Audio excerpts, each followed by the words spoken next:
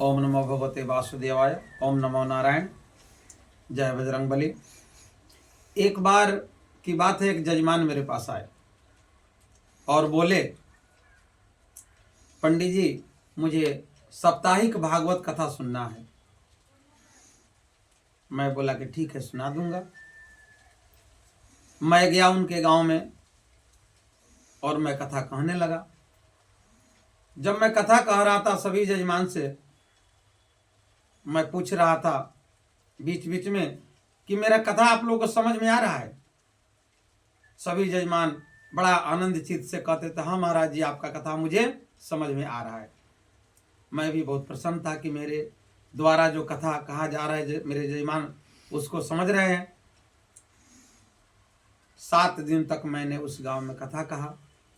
7वां दिन जब कथा का पूर्णाहुति हुआ तो बोले, चलो महाराज जी के स्टेशन पर छोड़ आते हैं, महाराज जी अपने गांव जाएं।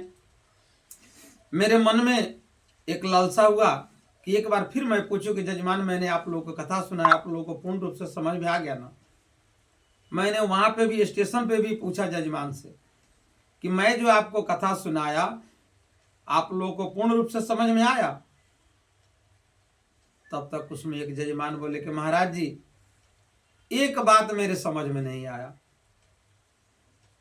अब मैं पूछा उनसे, आपको उस कथा में मैं डेली पूछता था, डेली कहता था, फिर भी एक बात आपको समझ में, वो कौन सा बात है? बोली, अब मैं तो जा रहा हूं, वो भी बात बता दूं आपको। बोले, महाराज जी भागवत कथा आप कहे सब कुछ बहुत अच्छा से समझ में आ गया, लेकिन एक बात मुझे समझ में नहीं आया, वो है कि कृष्ण भगवान राक्षस थे कि कंस राक्षस था? अब मैं अचंभो रह गया कि भाई मैं डेली पूछता था, समझाता था, ये क्या पूछ रहे हैं मुझसे? जजमान बोले कि महाराज जी मुझे ये समझ में नहीं आया कि कृष्ण राक्षस थे कि कंस राक्षस था।